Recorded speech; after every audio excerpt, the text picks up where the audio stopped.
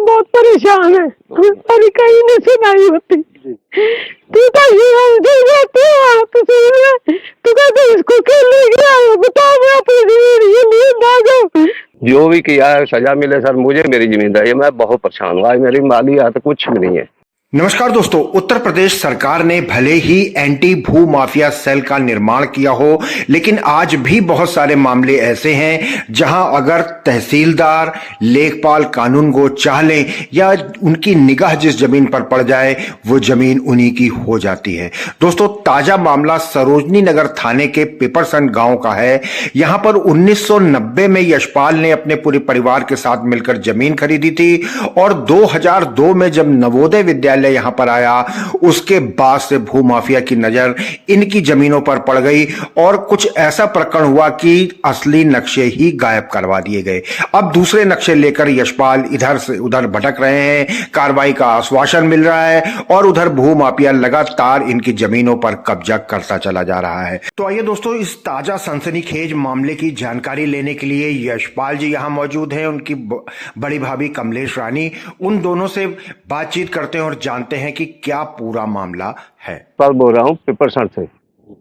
तो मैंने सन 90 में जमीन खरीदी थी, सब सही था, मेरा नक्शा ये सामने है।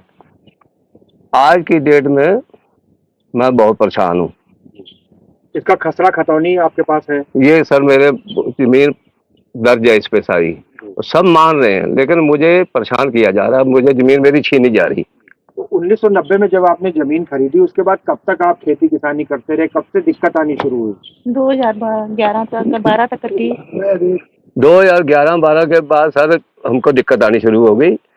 पहले हमको आज तक भी मुझे कोई सरकारी नोटिस नहीं है, मैं अपनी जगह पे सही हूँ। मैं गलत होता तो मुझे सर कोई सरकारी नोटिस आया होता, मैं परेशान होता, मैं भागता। मैं सही हूँ, लेकिन मेरी जमीन पे धीरे धीरे करके कब्जे हो रहे हैं, कोई मेरी सुनवाई नहीं कर रहा। तो इसको लेके कहीं कुछ एप्लीकेशन आपने डाली? पुराना नक्शा आप दिखा रहे हैं, क्या ये नक्शा आपने एसडीएम को दिखाया? जी सर, मैंने बहुत दिखाया, ये इसको मानने को तैयार नहीं है। देखते हैं थोड़ी देर के लिए सही, उसके बाद फिर आप बदल जाते हैं, हमारा हल नहीं होता कोई भी। इसको लेके उच्चाधिकारियों किसी को आपने शिकायत करी? लखनऊ जिलाधिकारी को या मुख्यमंत्री को, राजस्व विभाग को, किसी को कोई शिकायत करी? सबको की मैंने सर, सबको की, एसडीएम साहब, डीएम साहब, मैंने किसी को भी, मुख्यमंत्री साहब का भी फरियाद की, लेकिन कुछ नहीं, मुझे न्याय नहीं मिला।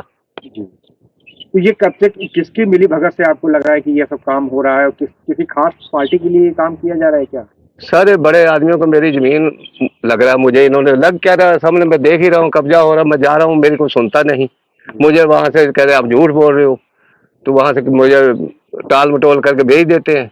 तो मतलब आपने एसडीएम सरोजनी नगर को रजिस्ट्री, ये खसरा खतौनी सब दिखाई तो वो मान नहीं रहे हैं? नहीं सर, बिल्कुल नहीं मान रहे। नक्शे को लेके क्या कह रहे हैं? आपके पास तो इतना पुराना नक्शा है। कह रहे ये जो है बड़ा होता है, जो फोटो कॉपी कराओ तो ये बड़ा होता है। तो हमने कहा सर बड़ा हो, हम छोटा तो नहीं है ना सर। वो बस फिर कोई भी काम इस पे नहीं होता बस। ये तो नक्शा देख करके लग रहा है कि ये नक्शा विभाग से ही जारी किया गया होगा। तो इस समय क्या नक्शा, उनका नक्शा क्या बोल रहा है? सर उनका नक्शा जो है वो ना लकीरें डली है, कुछ नंबर बड़े हुए हैं।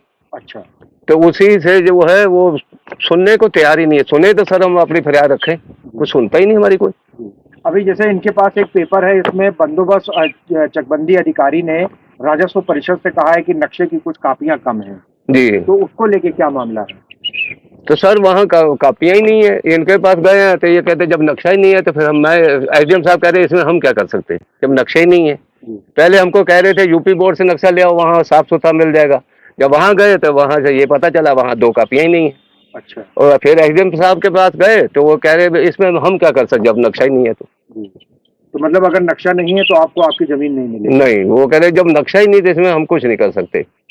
ये 2012 का आदेश है जिसमें चकबंदी अधिकारी ने राजस्व परिषद से नक्शा मांगा है, तो आज तक नक्शा नहीं मिला, 13 साल हो गए हैं। सर का तो यही कह रहा, हमको तो आज ही पता लगा। ये पहले तो हम लोग भटकते ही रहे एसडीएम साहब के पीछे पीछे ही, तो कभी हम बस यही हमको समझ नहीं आई कुछ। तो जिलाधिकारी से आप अभी 1-1.5 महीना पहले मिले थे तो उन्होंने क्या कहा? तो उनका सर अभी जल्दी भी मिले, ये कहा मिला, फिर भी मिले उनसे जाके, तो फिर भी यही क्वेश्चन करते जब नक्शा ही नहीं भैया मैं क्या करूँ, मेरे आदमी ने जो लिख दिया है वही हम मानते हैं। तो सर मेरी तो जमीन चली गई, मेरे को तो वो कागज मैं क्या करूं, मेरी तो कोई सुनवाई नहीं होती सर। तो राजस्व परिषद से या मुख्यमंत्री जी से, आला अधिकारियों से क्या अपील करना चाहेंगे? यही कहना चाहता सर, मुझे मेरा हक दिलाया जाए, मैं सही हूँ, जो जिसने किया है उसको सजा मिले, जो भी किया है सजा मिले सर। मुझे मेरी जिम्मेदारी है, मैं बहुत परेशान हूँ, आज मेरी माली हाथ कुछ भी नहीं है। मेरा नाम कमलेश रानी है, मैं विपरसंड से बोल रही हूँ। मैं बहुत परेशान हूँ जमीन के लिए। हम लोग दौड़ दौड़ जाते, हमारी कोई सुनता नहीं है। हमने महिला जोग में भी 2-3 बार गए हैं, हमारी सुनाई नहीं होती है। हम बहुत परेशान हैं। हमारी जमीन प्रसाद को दे दिया, बड़े पैसे वालों को, हमारे को डराते रहते हैं। अपन 24 धारा कराइए, वो धारा कराइए, हमको उधर लगाए रखते हैं, उनको जमीन में कब्जे करा रहे हैं। हम बताइए कहाँ जाए, हम चल भी नहीं पाते। इसी गम के मारे हमको अटैक हो गया। हमारे आदमी ने दारू जहर भी पी ली। हम बहुत परेशान हैं, हमारी कहीं नहीं सुनाई होती। तू तो तू कहते इसको क्यों ले गया, बताओ, मैं अपनी जमीन ये लिए ना जाओ, तो करके बोलते मेरे दिए, इसको ये लाते, इसको दिखाते हो, तो क्या करे, दिखाई ना तो मेरा मर जाते दौड़ दौड़ के, कोई नहीं सुनता। चौकी के बाद से 3-4 बार गए और लेकिन कोई सुनता नहीं है। तो मुख्यमंत्री जी से क्या कहना चाहेंगी? हम इनसे यही कहना चाहेंगे, सब कुछ सुनते हैं, हमारी सुनिए, आइए देखे मौके में, हमारी जमीन है। तो दोस्तों देखा आपने, कानपुर रोड पर सरोजनी नगर थाने के अंतर्गत पिपरसंड गांव में जवाहर नवोदय विद्यालय के ठीक सामने की जमीन का ये मामला है, जिसको लेकर यशपाल जी और उनकी बड़ी भाभी कमलेश रानी ने बताया कि किस तरीके से वो लगातार चक्कर काट रही हैं। मुख्यमंत्री से लेकर प्रधानमंत्री तक को एप्लीकेशन दे दी गई, लेकिन फिर वही कहावत चित्तार्थ होती नजर आती है कि जिस जमीन पर, जिस जगह पर तहसीलदार लेखपाल कानून को चाह लेते हैं, वो जमीन वो किसी को भी दिलवा सकते हैं। सीधे सीधे प्रसाद मेडिकल कॉलेज पर आरोप लगाया गया है। पुराने नक्शे इनके पास मौजूद हैं, लेकिन विभाग के पास वो नक्शे नहीं हैं।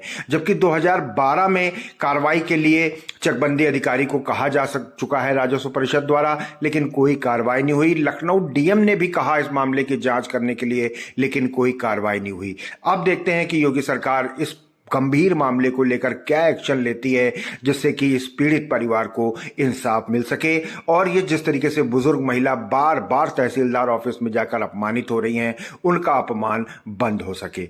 लगातार देखते रहिए और बने रहिए नेशनल